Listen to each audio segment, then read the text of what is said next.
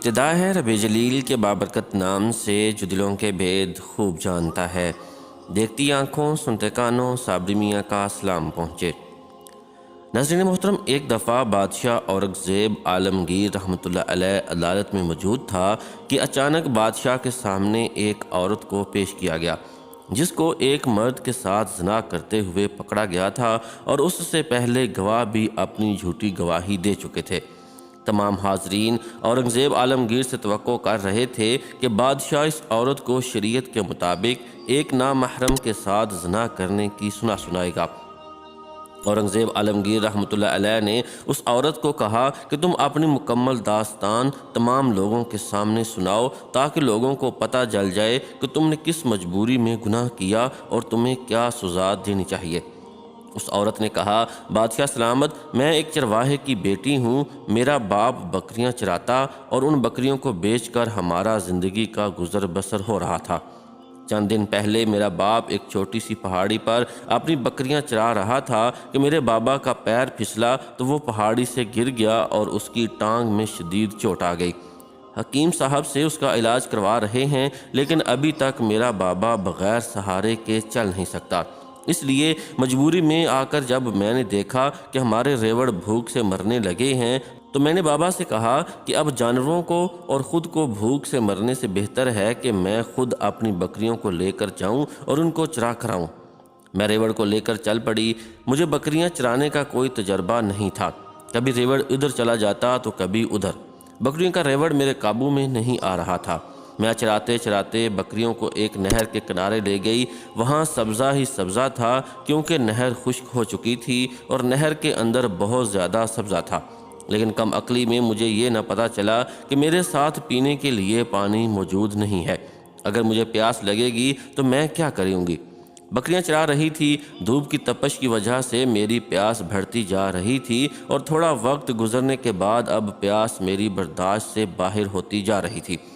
میں نے اپنی بکریوں کے ریوڑ کو وہیں چھوڑا اور اپنی پیاس بجھانے کے لیے پانی کی تلاش میں دوڑی۔ دوڑتے دوڑتے مجھے نہر کی دوسری طرف ایک اور چرواہا نظر آیا، وہ بھی میری طرح بکریاں چرا رہا تھا۔ پہلے مجھے ڈر لگا کہ مجھے اس کے پاس نہیں جانا چاہیے، لیکن جب میں نے سر پر پانی پھرتے دیکھا تو میں اس چرواہے کے قریب گئی اور اسے کہا کہ بھائی صاحب، آپ کے پاس پینے کے لیے چند گھونٹ پانی کے ہوں گے، اگر آپ کے پاس موجود ہے تو مجھے دے دیں، پیاس مجھ سے برداشت نہیں ہو رہی ہے۔ اس چرواہے نے جیسے ہی میرے حسن کو دیکھا تو اس کے دماغ میں شیطان نے وسوسہ ڈال دیا اور وہ مجھے گندی گندی نظروں سے دیکھنے لگا۔ اس نے مجھے کہا کہ میں تمہیں صرف ایک ہی صورت میں پانی دیکھ سکتا ہوں کہ اگر تم اپنا جسم میرے حوالے کر دو۔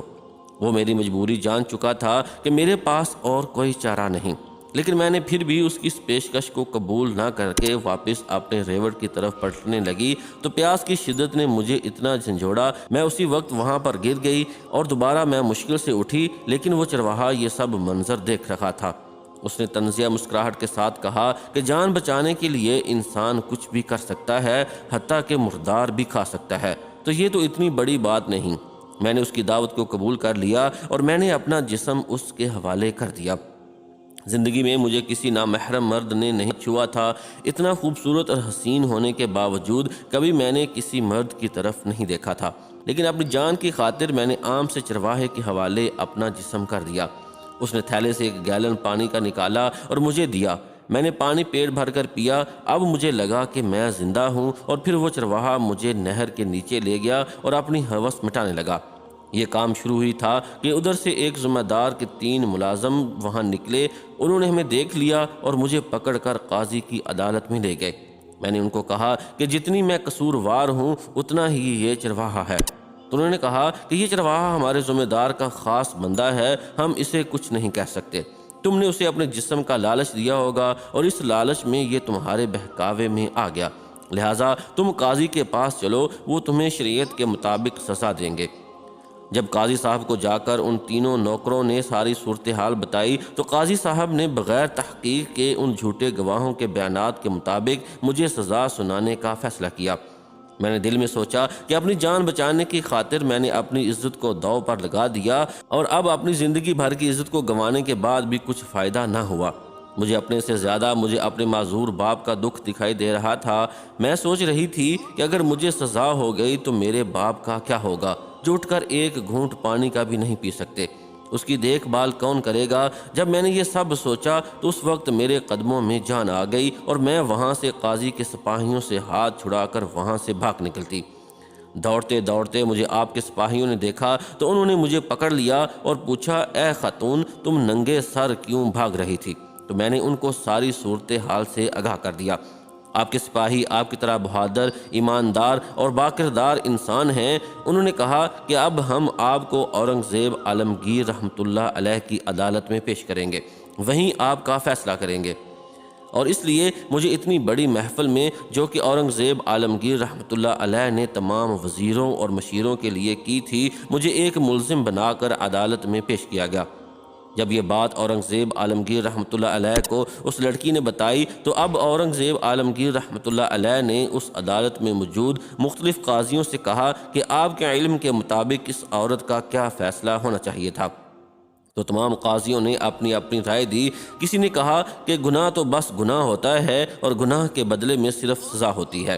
تو کسی نے کہا کہ یہ عورت بکریاں چرانے ہی کیوں گئی تھی، اسے گھر میں رہنا چاہیے تھا۔ تو کسی نے کچھ کہا تو کسی نے کچھ۔ اب تمام قاضیوں کے بیانات سے اورنگزیب عالمگیر رحمۃ اللہ علیہ کو پتہ چل چکا تھا کہ اس لڑکی کو سزا ہوگی، اور لڑکی خود ایک نامحرم مرد کے ساتھ اپنے گناہ کا اقرار کر گئی تھی۔ لیکن پھر اورنگزیب عالمگیر رحمۃ اللہ علیہ نے فرمایا، میرے پیارے نبی حضرت محمد مصطفیٰ صلی اللہ علیہ وآلہ وسلم کی حدیث مبارکہ کے مفہوم کے مطابق اگر عورت جبری زنا کرے تو اس پر کوئی سزا عائد نہیں ہوتی، لہٰذا اگر کوئی میری اس بات کو ٹھکرا سکتا ہے تو صحیح، وگرنہ اس عورت کو باعزت رہا کیا جاتا ہے۔ سینکڑوں کی تعداد میں بھرے معجرمے میں کسی کے پاس کوئی دلیل نہیں تھی کہ اس عورت کے منہ سے گناہ کا اقرار کرنے کے باوجود اس کو سزا نہیں سنا سکتے۔ اب اورنگزیب عالمگیر رحمۃ اللہ علیہ نے اس عورت کو باعزت رہا کر دیا، اور اورنگزیب نے حکم دیا کہ ابھی اور اسی وقت قاضی صاحب اور اس چرواہے کو پکڑ کر عدالت میں حاضر کیا جائے۔ محفل جاری تھی۔ اورنگزیب رحمۃ اللہ علیہ کے سپاہی اسی وقت روانہ ہوئے اور قاضی اور چرواہے کو فوراً اورنگزیب کے سامنے پیش کر دیا۔ اب اورنگزیب عالمگیر رحمۃ اللہ علیہ نے اس چرواہے سے کہا کہ تم نے ایک گھونٹ پانی کے بدلے میں جو مانگا جو کہ تمہارا اپنا نہیں تھا، کیا تم نے اس پانی کے سکے ادا کیے تھے، اور اس کے بدلے میں تم نے ایک باکردار عورت کی عزت کو لوٹ لیا؟ اور پھر قاضی صاحب سے مخاطب ہوا کہ اتنا بڑا عہدہ جس مقصد کے لیے تمہیں دیا گیا تھا، کیا تم نے اس عہدے کی لاج رکھی؟ تو ان دونوں کے پاس کوئی جواب موجود نہیں تھا۔ اب اورنگزیب عالمگیر رحمۃ اللہ علیہ نے بھری عدالت میں ان دونوں کو سخت سے سخت سزا سنا دی، اور پھر اعلان کیا کہ اگر کبھی بھی کوئی قاضی چاہے مدعی چھوٹا ہو یا بڑا، اگر انصاف پر مبنی فیصلہ نہ کرے اور امیر اور غریب میں فرق کرے تو اس کا انجام اس قاضی اور چرواہے کی طرح ہوگا۔ اور اس کے بعد اورنگزیب عالمگیر رحمۃ اللہ علیہ نے قاضی کو اپنے عہدے سے برطرف کر کے زندان میں ڈال دیا۔